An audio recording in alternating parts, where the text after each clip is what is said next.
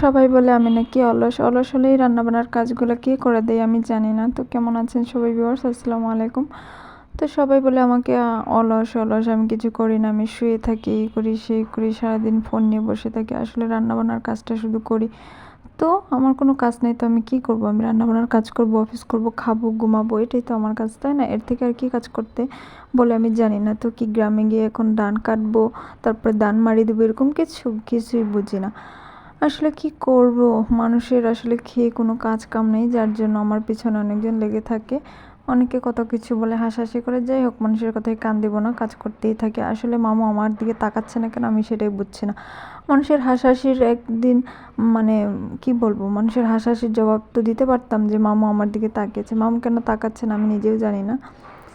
তো মনের দুঃখে কষ্টে প্রতিদিন ভিডিও আপলোড করছি, আর কিছু করার নেই। সবাই আমার পাশে থেকে অনেক সাপোর্ট করতেছে।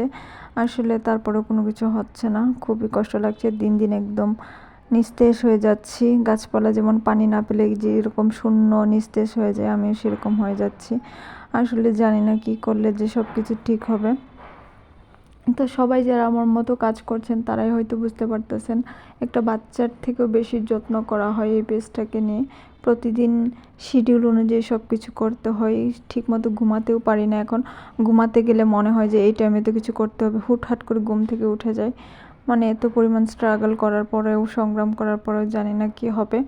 আবার আমার এদিকে সামনে পরীক্ষা আসতেছে, পরীক্ষার জন্য প্রস্তুতি নিতে হবে। মানে কোন দিক যাব, একদিকে জব, একদিকে সংসার, আরেকদিকে পড়াশোনা, আরেকদিকে পেজ। উফ মাই গড, এত প্রেশার নিলে তো আমি ছোট মানুষ, এমনিই তো টেনশনে টেনশনে শুকিয়ে যাচ্ছে, আরও বেশি অবস্থা খারাপ হয়ে যাবে।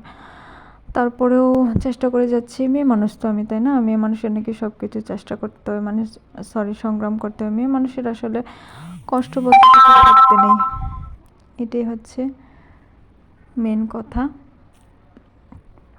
তারপরেও আমরা মেয়ে মানুষরা ভালো না, ছেলে মানুষই ভালো। মেয়ে মানুষ বাচ্চাও সামলাবে, ঘর সংসার সামলাবে। আসলে আমরা অফিস করি জানি, অফিস একটা কাজ মানে একটা কাজ, ঘরের কাজ সারাদিন করতে করতে শেষ হয় না। তো যার জন্য যে হাজবেন্ডরা জানে, তারা কখনোই মহিলাদের উপরে কিছু প্রেশার ক্রেডিট করে না। তারা বাসায় আসলে মহিলাদেরকে সাহায্য সহযোগিতা করতে চায়। তো ভুল ত্রুটি হলে ক্ষমা করে থাকবেন। আজকে এই পর্যন্ত, আল্লাহ হাফেজ।